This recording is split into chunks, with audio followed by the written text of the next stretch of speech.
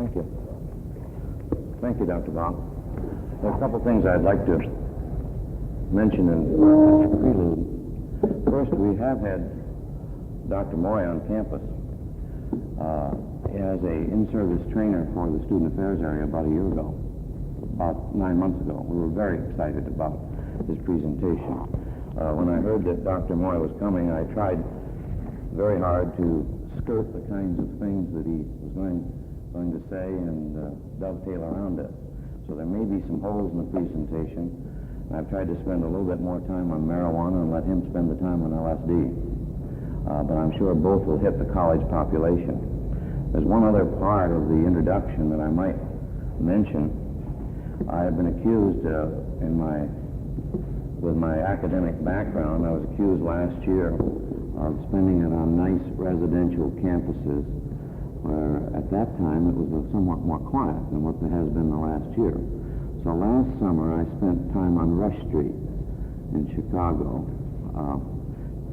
I think you know, it's probably the only university that I know of, like all the universities, you can walk out the door, take 20 steps, and you're in Whiskey A Go-Go. So I do think that in many instances, the things I refer to will be not only in terms of a nice residential campus, but also in terms of a city or urban university. I'd like to outline for you the kinds of things that I'm going to talk about this morning, and then try to get through them in the 50 minutes. First, I would like to talk about what I think of as traditional research on drug addicts or abusers. Much of this research comes out of hospitals such as Lexington, Kentucky, which I'm sure that you are aware of up to this point in your deliberations, and other kinds of settings where the drug addict is controlled. Then, secondly, I would like to talk about the drug experimenter. And I like to think of it in terms of probably the place where the greatest experimentation is going on, or where the action is, and it's around college campuses or where young adults get together. So I'll talk about student experimentation, student cultures, and so on. Then a second part of the presentation, I would like to spend some time on social psychology, or the emphasis upon the justification of marijuana, or the use of marijuana from a student's point of view. And thirdly, then in this area, I would hope that I could spend some time on such concepts as the American Society, which is a drug-oriented society. Secondly, the medical sanction for the use of drugs. And by that, I'm not slamming the medical profession. I'm merely describing it from a social psychology point of view.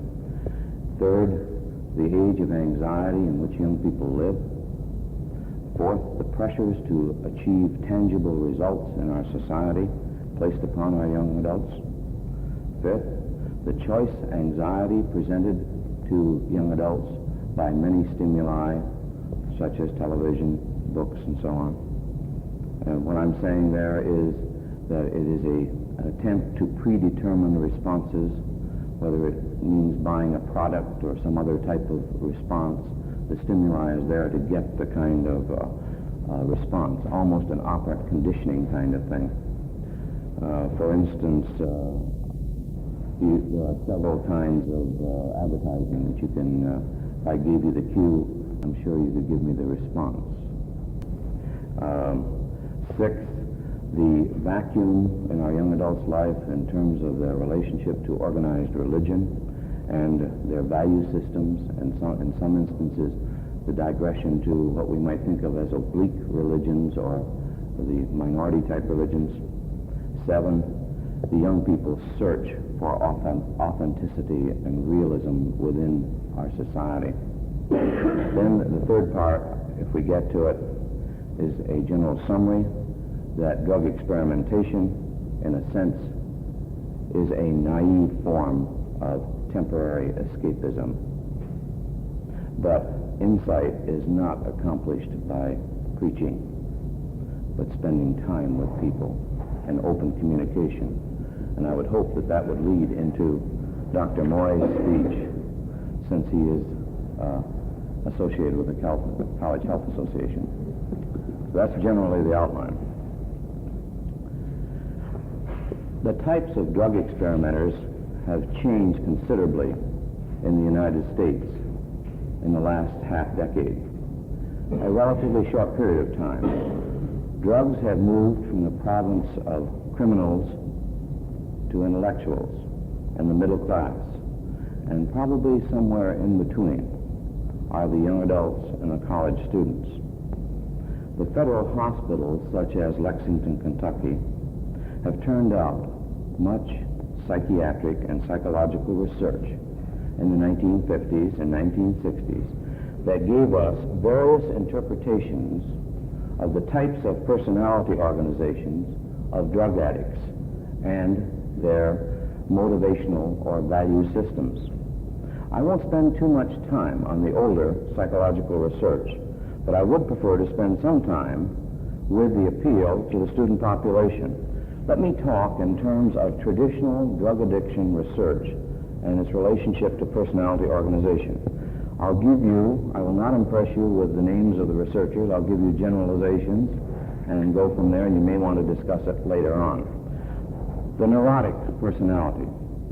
And I don't think we need to go into definitions here, but the personality that is in contact with reality, high anxiety level, seeks relief from this anxiety, a kind of negative euphoria, or a depressant type of drug. The psychopath tries to create a state of elation, a positive euphoria. And the psychotic, the one who prefers or is predisposed to some aspects of unreality as related to the culture, wants relief in the form of a depressant. Many addicts are individuals with arrested psychosexual development, and there are many generalizations to support, or many pieces of research to support this. In regard to family background, now again, I'm talking about prior research. A strong father figure was frequently absent in the home.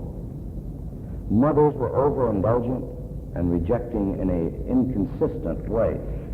But this is also understandable from the point of view that they had many other obligations in those homes other than just attending to children.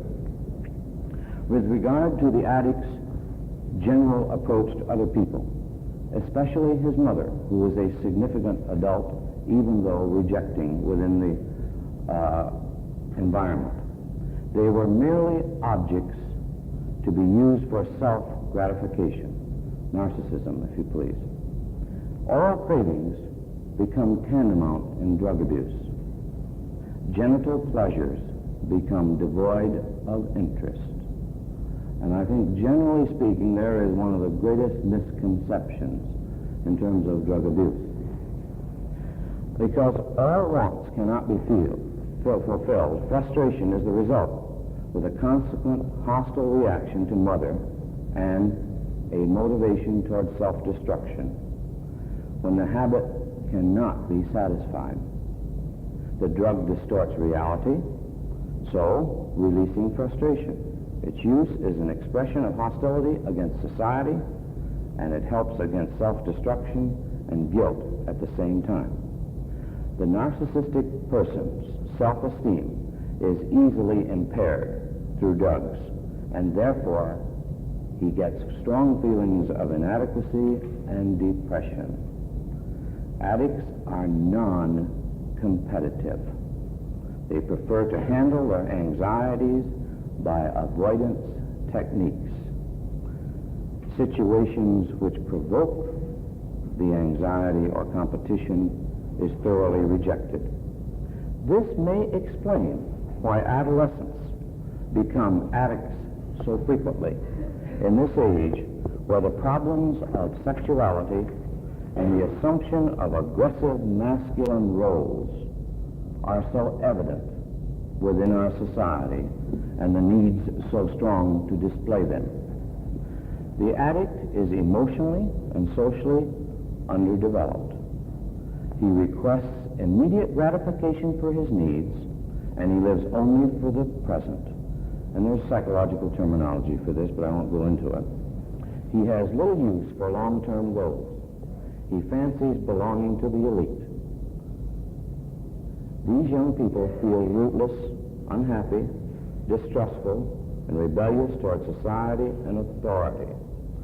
And I won't go into the incidents of the number of drug addicts that return to hospitalization. A pretty inadequate, non-competitive personality. You know that even though a great many people of varying levels are concerned about drug use, there is inadequate research to substantiate everything that I have said. Much of it is a priori research, small pieces of research rather than national research. But at least it was a beginning. Now I would like to turn to the drug experimenter, especially in terms of the college campus. At the onset of the discussion of the use of drugs, which I will include for the purposes of this conversation, marijuana, and this is debatable, we must admit before it begins that the conclusions from research and demographic material at best are generalized statements based upon partial evidence, observations, but on the other hand, it is a beginning and it can be useful. There are certain elements that are fairly representative of the overall picture that is beginning to develop on our college campus. The percentage of people participating in different in different types of drug activity will vary. And I think this has already been pointed out. I read it, and Dr. Bach pointed this out from his speech. It will vary from campus to campus. For instance, in one of the last meetings that I went to with people in my area, our deans of students are saying that their estimate is close to 4,000 to 5,000 students are incarcerated on the West Coast at the present time. Now, that's a sizable population. Now, I don't know of any research that has pinpointed and they've gone around to all the courts and so on. But it will vary from campus to campus. But some of the basic patterns hold true in most of our large universities. And this is what I'll be referring to. There are many recent attempts to categorize the type of students and the type of drug that they're experimenting with. I would say there is some success, and it is connected to exactly the kind of thing that I was mentioning in the older research. What kind of people use barbiturates? Well, do you need a depression or do you need to be stepped up? And I think that some drugs have more appeal to certain personality organizations. Now, with the recent growth of drug use, students, and I'm talking about experimenting students, what kind of students experiment? I'm not talking about drug addiction at this point. I'm talking about experimentation. Which ones are most vulnerable? Therein, the research gets real confusing, because those who experiment are athletes, scholars, science majors, art majors, the rich and the poor, the devout, the agnostic, the socially popular, the socially rejected, the teaching fellow, and I might also add even profs. I guess maybe we're all vulnerable. In each of these groups, something of a drug experience may draw them to experimentation, or something of a personality organization may draw them, based upon their personal needs and interests. But at this point, I think it's unfair to say that we can definitely say there is a cause and effect relationship in terms of personality organization. Probably the largest motivation for drug experimentation could be classified in the broad category of social in origin. Pure acceptance or pure rejection. And that's pure in the broadest sense. Let me speak to these social groups. In social groups, marijuana is smoked especially for the same reasons that other groups use alcohol. Escape from temporary pressures or worries, to reach a mental condition at which it is easier to have an uninhibited social enjoyment or intellectual relaxation. Many feel that marijuana gives them a sensationally pleasurable high feeling. that it does not have a hangover effect, although there is evidence, of course, that some may encounter nausea. The groups which use marijuana on college campuses vary in their involvement in student activities and their general integration into university life. The student in these groups, for many social reasons, are drawn from all sectors of the student body, and the groups themselves are rather solidly small social units, a base for acceptance and comradeship.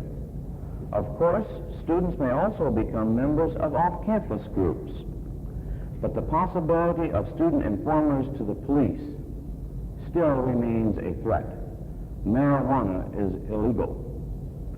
This social approach to marijuana emphasizes the role of the small group as a motivator and the ways in which others look upon themselves in the small group.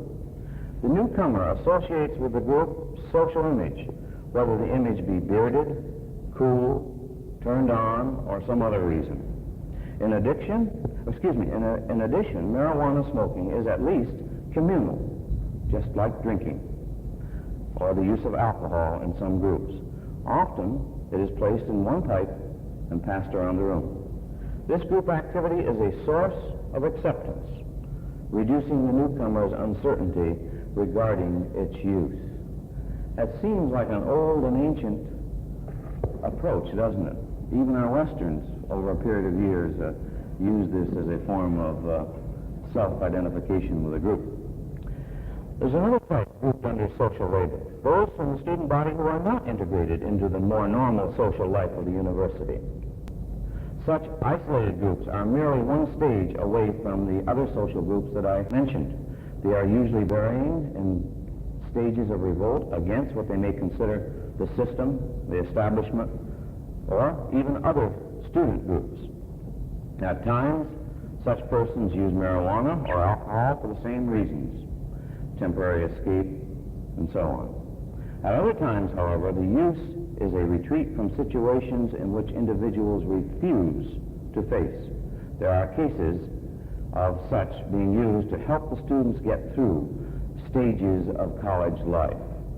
So we would tend to think that maybe the use would be directly related in terms of temporal or time to the anxiety periods. And I don't need to go into that. Most of you people are in a university situation, and about mid-quarter, some things begin to build up toward the end and so on. They're trying times. But such relevance can lead to situations which can be seriously damaging to the individual who is thrust into a situation where the demands of reality requires that they produce.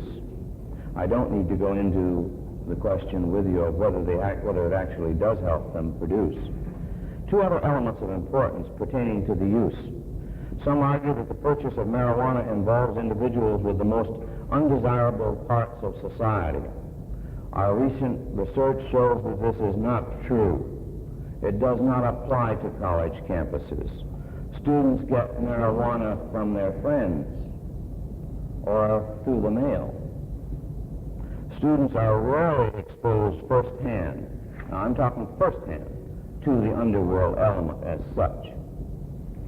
Drug experimenters often claim a desire to rise above middle-class mediocrity and refusing to be bound by the laws that they consider unjust and inconsistent. Why should marijuana be illegal when alcohol is not, they contend? The opponents of this view, to be fair, contend that the users are merely conforming to nonconformity and is another form of rebellion, especially with the growing use of drugs among college groups, labeled as intellectual. They further contend that such an argument is largely those who take drugs and who only prove their liberal leanings by joining this group. It seems that society's ills are being used for the justification of drug experimentation. Let us look more closely at the social rationale then, or social psychological background for drug experimentation. And I'll try to present this in terms of the kinds of things, sociologically speaking, that are concern or used for a rationale for the use of experimentation. First, we live in a drug-oriented society. Although a youngster may not say in so many words, what's so strange about using drugs, he would be perfectly justified from their point of view, or from a person's point of view who wants to justify it, in doing so. It is a rare home that does not have a medicine cabinet packed with every conceivable kind of drug, including barbiturates, amphetamines, tranquilizers, or if I want me to put it another way, sleeping pills, pep pills, diet pills, and so on. Widespread advertising has literally brainwashed the American public into believing that whenever there's the slightest problem develops, it's essential to take something for it, and a pill, a patent medicine, or possibly a drug of some sort. The fact that the drug may be of little or no value is irrelevant, and there is research to show that millions of people are conditioned to receiving at least salutary effects from harmless sugar pills. One doesn't have to do research much further to examine the enormous success of drugs. The individual in our society believes that they will help him and may be convinced that they will completely cure or remove the cause of his difficulty. And in some respects, I'm not putting it down, if one believes, it may very well help. It's sure a good beginning. The widespread use of potentially harmful drugs, the two of the most foremost in our society, of course, we've already pointed out one, alcohol, and the other is nicotine. I won't go into the chemistry. I know you've gone over that. I sat here yesterday and there was some talk of this. But it does play a highly significant role in the justification, social justification, of the use of additional kinds of drugs. The fact that an adult community continues to use them extensively, despite evidence regarding their dangers, serves as a poor model for young people. Let me go back through this again now to make sure I'm not advocating one direction or another. I'm just mentioning the fact that the adult world serves as a relatively poor model in terms of what we know about nicotine and alcohol. And there is at least a reasonable talking point. One bitter college student put it this way: "You hypocrites, how can you tell me not to try marijuana when you know alcohol and nicotine are more dangerous?" Big business convinces us that cigarettes and alcohol, or at least they're trying to, is socially acceptable. So then the next step is, from their point of view, would be, why not marijuana? Regardless of how one views drugs, it's not an easy argument to form a rebuttal against. Secondly, the role of a family physician. Pharmaceutical companies, a major aspect of the drug industry, derive large profits from this source. Their companies are competitive, and they conduct extensive research on drugs, and they do bombard the physician with free samples. Transference of this practice, of course, goes to the family, to pill-taking habit, and I won't go on because I noticed the time, and I've already made the point there in terms of the medicine cabinet. 3, we live in an age of anxiety.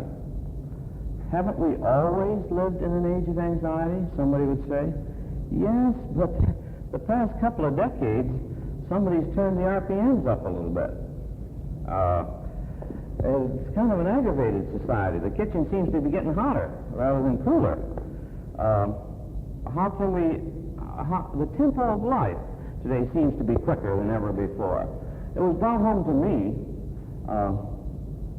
2 days ago.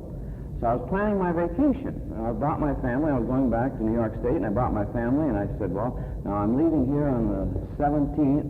I've got a meeting in Chicago on the 18th. Well, that's fun. We have friends in Syracuse, so I'll drive them to Syracuse, leave them there, get on an airplane, fly to Chicago, spend 6 hours there in a meeting, fly back, pick them up, and go on. This is exactly, and I think all of us live this way. 1 hour, 3 hours, we're in Chicago, or we're here, we're there. Many of you people will probably be 200 miles away this evening. The technological revolutions are commonplace. Our accelerated pace does create anxiety. There are less road signs. It's hard to distinguish between the new and the old, particularly in our value systems. There is an impatience with regard to what life should really be like. But, as we think, there are also disparities between the real and observed conditions, leading to confusion, anxiety, and frustration. Another example of this, last night I was watching a TV show, and the point was made that in young children's literature, the forms of aggression in fairy tales and reading is not nearly as real as when they see aggression on TV. Those are real. Well, how do you get a young child to distinguish between what is real and what is not? I would guess the gap between book and television is greater than between television and that which is really real. And when one gets to that point, I think that there are your frame of reference, your ideas of reference, sometimes are distorted. Well, of course, going with this, there are clashes of cultural mores and values that stem from the rapid changes confronting us. Generally, these confrontations most vividly are shown in what we call a generation gap between the parent and the young adult. Great anxiety is created, and I would also tend to think in some media it is being capitalized on. One being Madison Avenue and so on. The kind of clothes they wear, the haircuts, all of the other kinds of things. The difference is being accentuated. And possibly to some extent for the profit motive. Fourth, the pressures of young people to achieve is widespread. Every year at Ball State, our norms go up. They know more, they're brighter, and consequently, young adults are expected to achieve more. And I think that probably one can begin to see this in terms of from the time they start in nursery school. There's nothing more positive from a parent's point of view than to talk with a young parent or a parent who walks up to you and says, "Do you know what? No, my kid can read at 3. Think of the kid. What has he got to do at 5 and 7 and 10 and 12? I think I've communicated with you here. You think, well, gee, that's fine. You fathered and mothered this child. Now your problems are beginning. But, okay. Let's go on. How about our graduate school here? There's greater evidence. I spent the first half hour this morning talking about, or reading a piece of research on life in Anthony Apartments and the difficulties and the need to achieve with our married graduate students and so on. The need to go on beyond a bachelor's degree, the need to achieve professional status, the need to have material comfort. The cost is high, and many times you pay for it in terms of psychological disorganization. The pressures toward the development of a professional career has shown on our university campuses that in many instances the teaching assistant has a difficult time trying to teach the younger, trying to get his own achievement, and then with the anxiety high, the vulnerability toward experimentation to get some relief, even temporary relief, is also high. The dependency period for our young adults is continuing to be extended and extended. Fifth, we are living in an age in which individuals in our society are flooded by stimuli, inwardly and outwardly. There's even research for reduced cues to be run through on the bottom of the television screen so that maybe they can be giving you an advertisement along the same time that you're getting entertained. There's all kinds of research there. There's also research to show that the bombardment with stimulation is overwhelming. Probably one of the best ways of making $1 million is finding a new way to bombard the American population with a stimulation which will produce some kind of a effect in terms of behavior.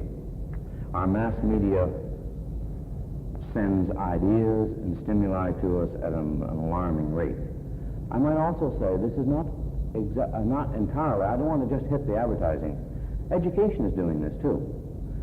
In a very short years, you'll be able to pick up your phone and dial and get the lecture.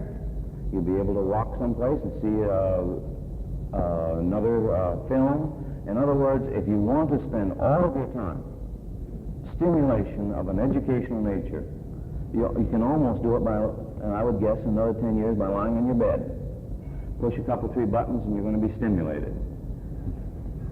Okay? All right. Our pattern of existence in something like this is, how do you get away from it for a while? I mean, how can I be myself? How can I have some reason for being? What am I? My raison d'etre.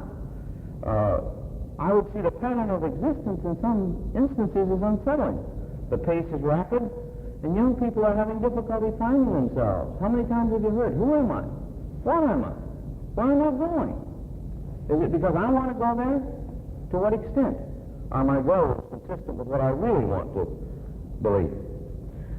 I would also think that existential philosophy, those of you who have pursued it, gives support to this. And I won't go into it, but I think it does give support to the concept of where are we going, when, why, what is life all about, why was I placed on earth, and what is going to become of me. And maybe sometime I need to be by myself, not interacting, or in a small group in order to find this.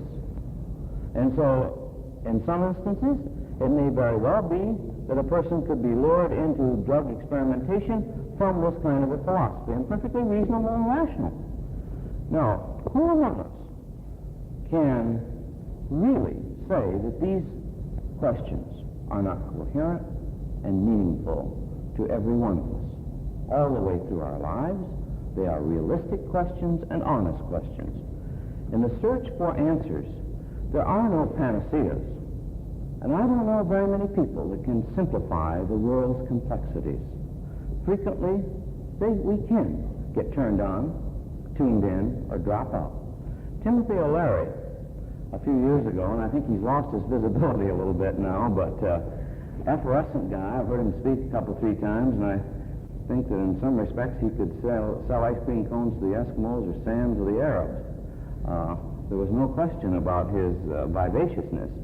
He talks about being turned on with LSD, tuned into what's happening, and drop out of the idiocy of American culture.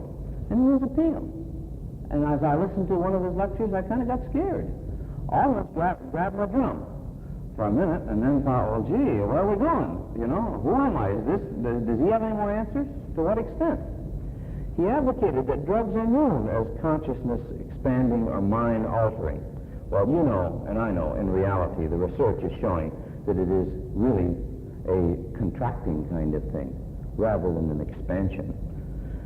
And I won't go too much further. You may want to talk about it later. A 6th one. Organized religion once played an important role in young adults' life. But with some of them, it's no longer playing a role. To many drug users, organized religion represents the establishment, the body of individuals dedicated to perpetuating the status quo. O'Leary, again, once defined organized religion as a group of menopausal old men and women trying to run this country. Well, I don't think this is true anymore, and I want to bring it up to date. Have you seen our campus ministers? They're mostly all relatively young adults, and there are some changes in terms of their tactics in working with young adults. And I would say in the last 4 to 5 years. This last Monday, I spent time with an organization of our campus ministers wanting to start a foundation, and they want to be close to the center of campus, where they can, this ecumenical movement, I think the 2 leaders were the Methodists and the Catholics. Well, it's rather refreshing to see these people, and they are concerned about young adults and working with them. So I hope that this will be interpreted in terms of the way that organized religion is perceived. In this fact, also, offbeat religions, especially on the coasts, are beginning to get play. And I don't need to go too much further into this. I think I did read, though, that the religious leader from India that worked with the Beatles was brought to Michigan State campus to work with college and university counseling psychologists last week. You need to know. You better hear him. I would love to have got him. Miss Wickham was in the back of the room here, and after I got this news brief, I wrote on it, I said, is there a place for him here, and how much will it cost us? First part was intellectual inquiry, and the second one was darn administrator. But I do think that this is one tangible evidence that they're listening. Well, what is this man? What appeal does he have? What are the vacuums in terms of our social order? Seven, young people are searching for authenticity, and I've left this to last because I think it's a real important one, and it's one that can't be treated lightly. You have to spend hours with young people and work and dedicate it to really understand the power of the movement. That young people really do, in many senses, with this stimuli and the other things, kind of feel alienated. And there's a reinforcement in our society for being alienated. Off the record, I have a rough time communicating with my 14-year-old daughter.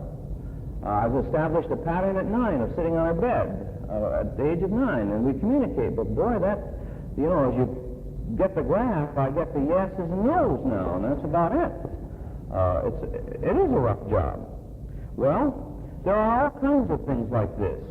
There are games and myths and empty slogans and meaningless forms and rituals, and they're told about this, and they're encouraged to be yourself. Well, maybe there's justification for it, but it also creates other kinds of problems, and we have problems as people who are working with young adults and trying to communicate and have enough time to work with them. Is it any wonder that a young person, and incidentally, I don't need to remind you, you've heard it 100 times, they're the majority. They're the majority. I see the people here, I'm talking to a minority. How many are under 25? Well, about 50-50. It's good. How many under 22? See how, and I would say that's a good representative of the curve. You can see this rather easily. Well, many of these people feel discontented in their way that we are behaving. But I would also say that one of the first forms, let me draw the analogy with an automobile, is when it's producing maximum power, it's knocking. But at that point, you better do something about it. And I think therein is where we get the fade out. Lots of people can knock, can take things apart, can analyze, and then to turn to society and to say, that's the way it is. I'm sorry, I'm pessimistic about it. There isn't anything we can do about it. I say hogwash. Who dares to spend time with them? There was a young lady on a morning TV program this morning that had dedicated her life at 25 to working with the derelicts in England. Perfectly delightful girl. Tremendous. She's already lost the vision of one eye from being hit in the head. Now, I think many of us can get to this point of saying, what's wrong with society, and we aren't very good models. But how many care to spend time with young adults? And I would say honestly, in trying to recruit people for Ball State, the numbers are getting fewer and fewer and fewer that are really willing to spend time. Now, I don't mean perform for them, pretty much like you. I mean one-to-one, spending time. Give of your time. They ask, what should I be like? We need to be able to listen to their complaints and accusations. They need to understand that the establishment is not an organized, well-disciplined elite corps. They're you and I. They're what we believe. And in some instances, we must change some of our attitudes, and in other instances, we must keep them. Now, if we foul up society to the extent that some people say we have, then I think we're on the verge of collapse. I don't personally believe this. But I do say that the more chaos, the more criticism, without constructive criticism, leaves our society open for demagogues and rigid authoritarians and dictators, if you wish. Now, this is not the direction that I would hope that the adult society would be moving in. Drugs represent to young people one kind of a temporary escape from the authentic, true selves. But you know and I know that this kind of innovation is not a lasting kind of innovation. It is not a positive contributor. But by the same token, we hope that our young people are smart enough that there will be trial and error involved in it. Now, I'm not advocating that they try, but what I am saying is that if they do try, many people correct their behavior through error. The fact is, I personally believe that some of the greatest contributions that can be made are through errors. It is the very foundation of the educational system. They do not mark, the professor does not mark the number you got correct, usually. Does he? It's the number you... And then the next step is, if he fooled you once and he gives you the same one the next time, you hadn't better miss it. You better correct your error. And I think this is generally what we expect. Now, I admit that in some forms of education, you only get one error. And I would tend to think in some instances this may be true in this area. Okay. Now, I think this is enough of the philosophical antecedents that go with it. I would tend to pull together the concept that there are no simple answers to the perplexing problems of reality. And if only a pill did exist that would answer our problems. But that pill is not in the form of drugs.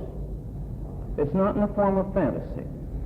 For serious mental illness is the human body turning itself toward unreality because reality is not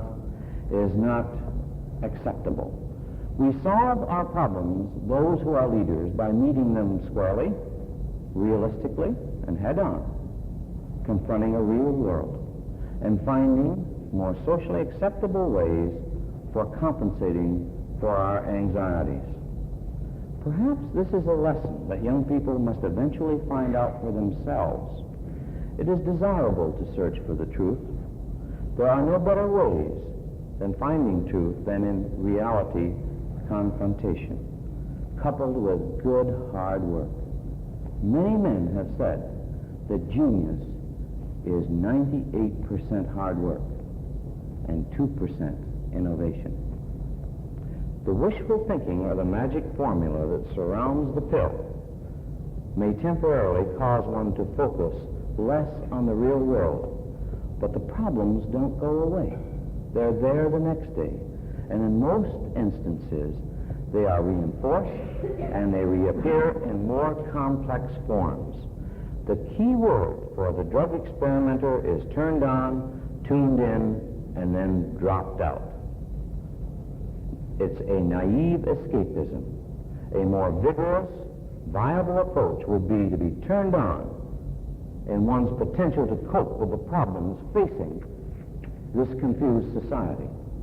Tune in to what others are saying and become sensitive to the world around you, and drop in to the world and take a more active role in reducing our shortcomings by being committed to reality.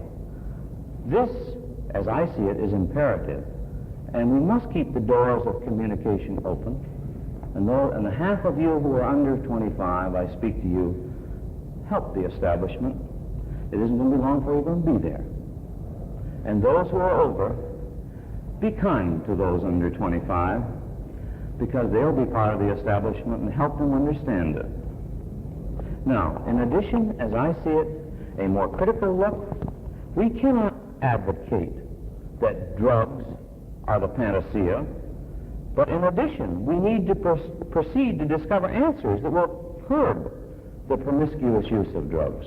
To those who want to be of service to students and young people, stop cursing LSD and start looking by providing them with information and assistance to the young people who are attracted to it.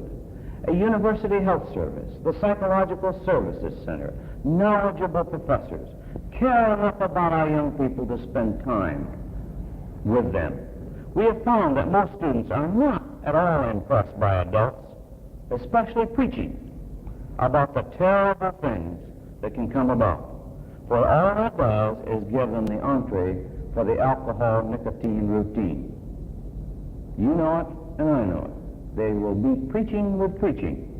Most young people are struggling with the concerns of who they are, what they do with their lives, and how important it is in terms of their long-range goals.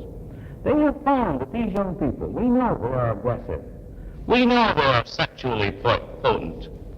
After all, Ball State becomes 7% married in the freshman class, 50 to 60% married in the senior class. Now, something is happening in this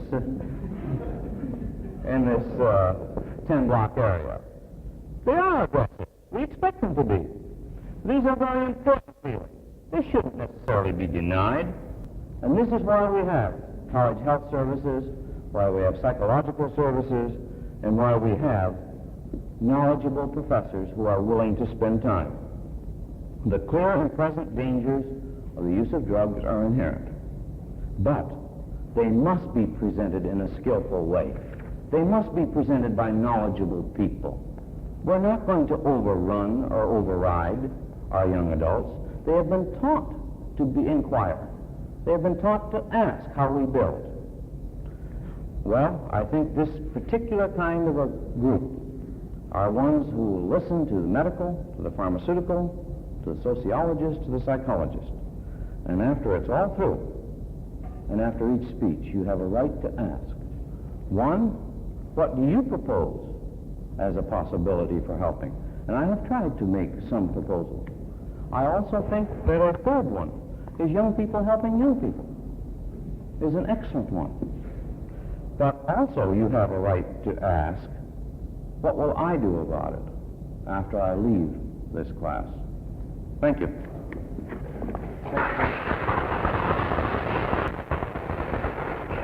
Thank you very much, Dean Barrow. This time we'd like to ask any of you to direct your questions directly to Dean Barrow over the microphone. Frank, if you'll assist me on the other side. Not controversial. Anybody have a question? Did I make it on time? Am I on time on Right on time. Right on schedule.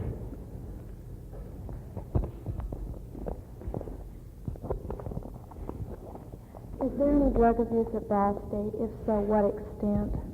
Is there any drug abuse at Ball State? And if so, To what extent? to what extent? Let me answer the first one, or the last one first. I don't think any of us can tell the extent. I think this goes back to my point that I was making in terms of protective small groups. And there's no question about it in my mind that it is, generally speaking, a small group activity, which is most protective and so on. I would be very surprised if there were not drug experimentation on this campus. It's easily accessible. There have been a couple of incidences where the community has picked up people who have been involved with drug use, but as I understand it, no college, there's been one college student, I believe. But I don't think that we should be misled with drug experimentation. The degree to which there is, I think it's difficult to determine.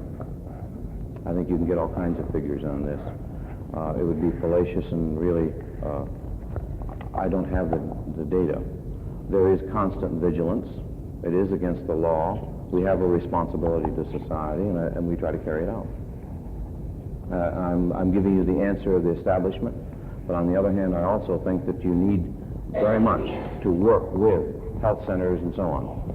And those people are not obligated to directly, you see, our college health center, for instance, directly report to the president. So we've got to help the young people, and as I see it, both are going on.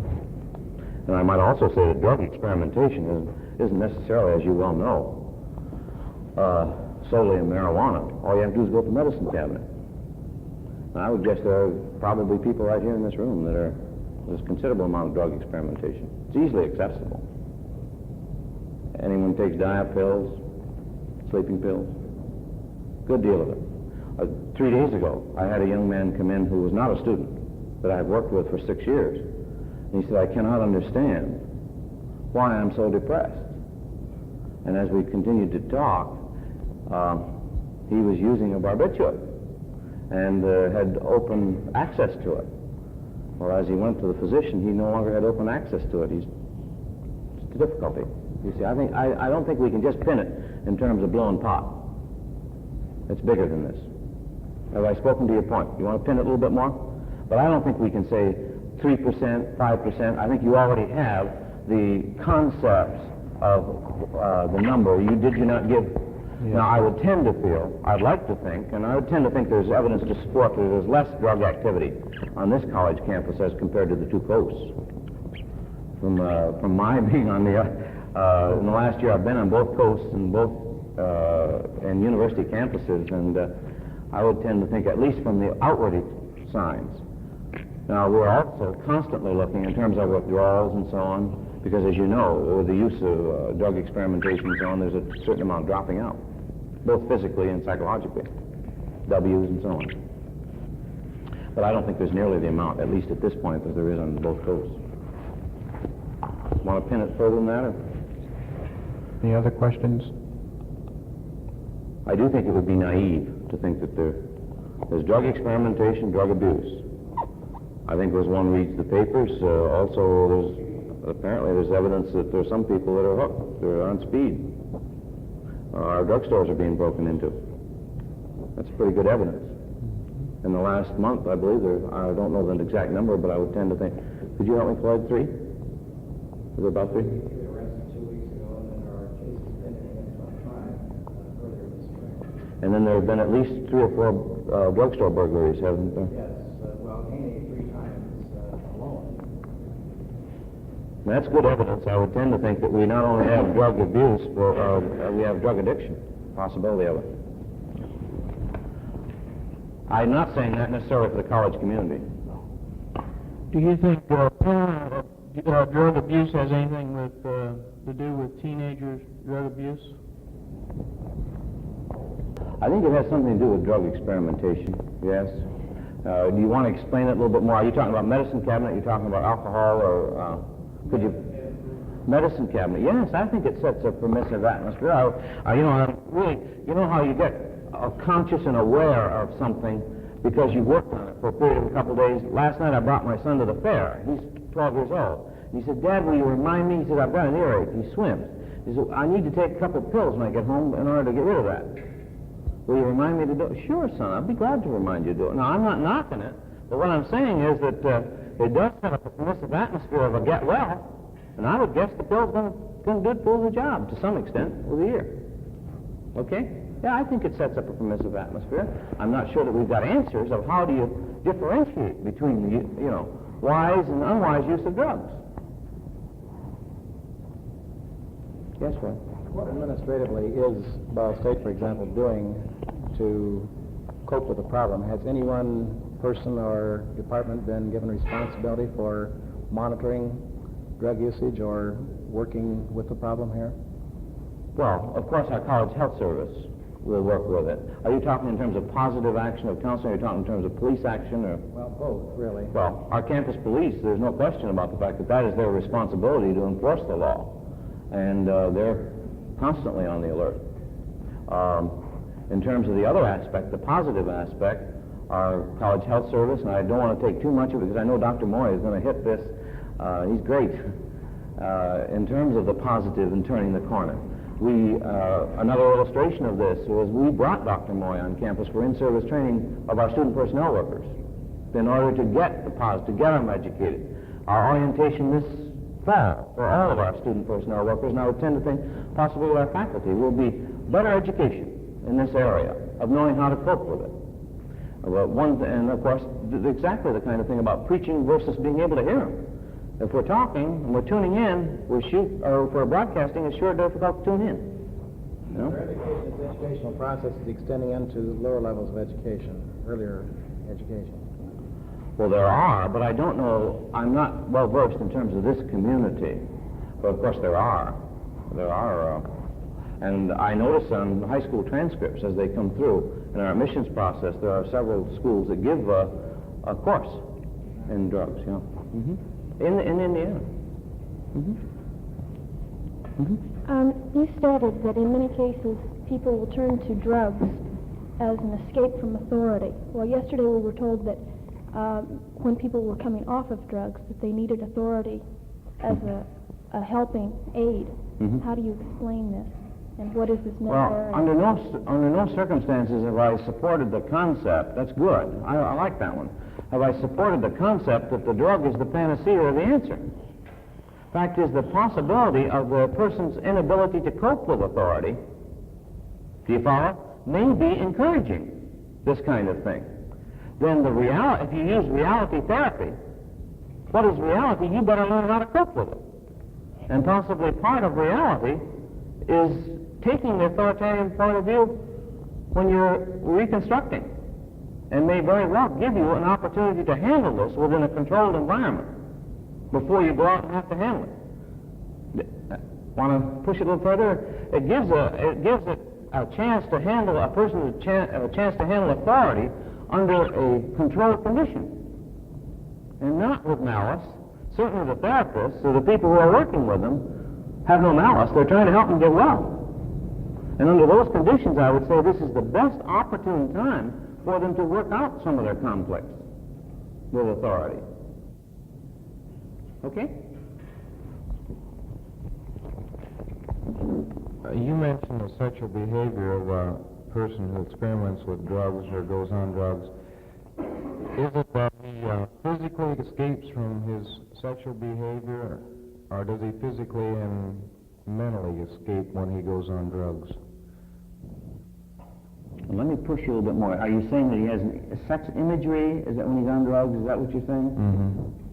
I would tend to think, and I brought along, in case we had time here, what we think of as a successful and unsuccessful trip. There may be imagery, but there isn't that aggressiveness that we usually think of in terms, it does suppress the psychosexual drive. Now, this doesn't mean that there couldn't be some kind of physical relationship while under the use of drugs, but it's certainly reduced.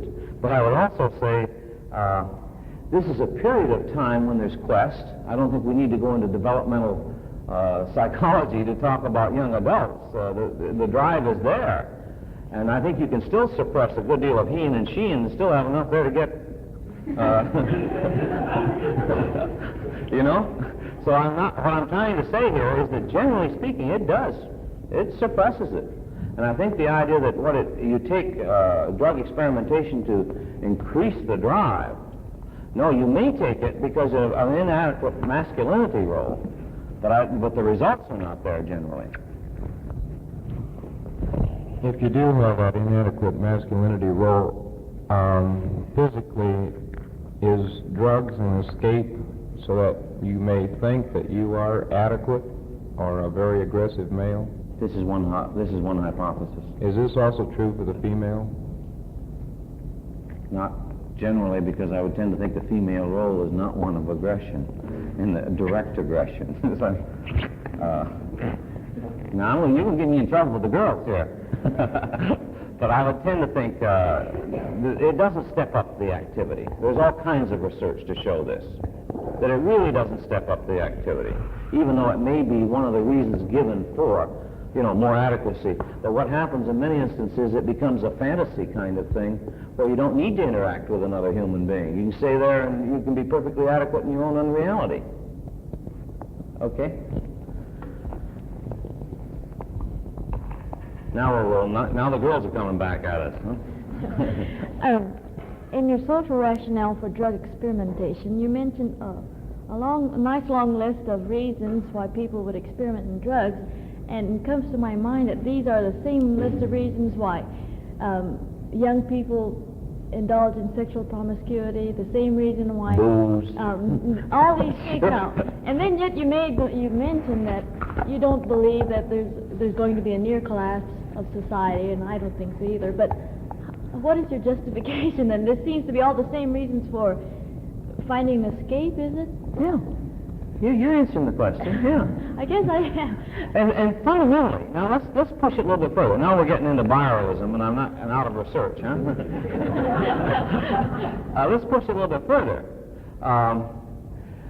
I'm not sure that escape, in and by itself, from a psychologist's point of view, is necessarily bad. You know, withdrawal, but the total withdrawal, or where it's damaging to the organization, the system, this is one of the most serious aspects of mental illness. Would you not agree? In other words, the complete part of this is the total withdrawal into unreality, psychotic behavior. Okay? All right. Now, how do we get a little bit of withdrawal in order to get refurbished to go back at it? Well, it's part of our whole society. We call them weekends. You know? We work 5 days and we refurbish and we go back at it, generally speaking. We work through some of these kinds of things. So I don't think that it's built into our culture. But the way you do it and the effects of the thing, you see, does it have anything to offer in terms of going back at it? And in instance, and I would say this is a naive approach and really does not contribute to the adequacy or to reality. Okay? Neither does sexual promiscuity. It may be rewarding. A little bit of withdrawal then, like someone goes and takes a few drinks, a martini before supper, something like this. Would you justify then a little experimentation? No, I want to keep my value system out of it. What I'm saying is you can have withdrawal within reality. There are socially acceptable ways of withdrawal. And right now, drug experimentation is not socially acceptable. Oh, I think it's illegal. Well, period. You see, all I'm trying to say here is, now, I'm not putting my value system in it. What I'm saying is society has said this. Now, you can go on as I built the case. Then if you want to take drug experimentation, the case is built for the fact that there are things that are legal that are more damaging than that which is not legal. Now, if you start down that alley, you've got me preaching, and I'm right back what I said you shouldn't be doing. Okay? You got to listen to them. But are some better ways of refurbishing yourself and still staying in the fight? Do you? Yeah. And I think there are good, healthy ways, generally speaking. Now I've killed the martini trade, haven't I? No, I would tend to think again, it's the purposes you're using it and so on. The person has to work them through. Yes. You mentioned during your speech about the young adult who looked at the older adult and saw that he smoked and drank, and then he said, well, marijuana isn't as bad as nicotine or alcohol. Do you believe this statement? Well, the coy way of doing it is to answer it in terms of academia and research. At least up to this point, I would tend to think there's truth in the research. You've heard this already from pharmacists and so on, have you not? Huh? Now, all the research is not in. You know, we got real promising research on LSD for a while, until they started getting some reoccurrences and so on. And now we're beginning, it's real difficult. It's real difficult to get research. But I would tend to think the research at this point, that you can take a position of saying, for instance, alcohol in many respects is more damaging. If marijuana were legalized, would it not be the same, though? Your point's well taken. Your point's well taken. And I think this has been true in terms of your studies and research of alcohol. There is a temporary drop when it's legalized. But then what happens to it in terms of consumption? It goes up. It goes up. I think there's research on France and some of the others. But your point's well taken. I'm amazed that there isn't some conflict with what I've said with what other speakers have said. You know? Go ahead, Dave. I'm ready. I've had you in class, and I can... No, this is going to be simple. Is there any research on LSD of those people who have had bad trips or bad effects of whether or not they continue to go into a mental disorder such as psychosis? I prefer... The answer, I would say, my orientation generally is there is some evidence, but I would prefer to hold that off for Dr. Moy because he's much more adequate and much better versed on this. And I'd say hold it for him. Any other good questions, Dean Byron? Thank you so much. Thank you again, Dean Byron. We'll just recess now for 15 minutes while we try to locate our next speaker.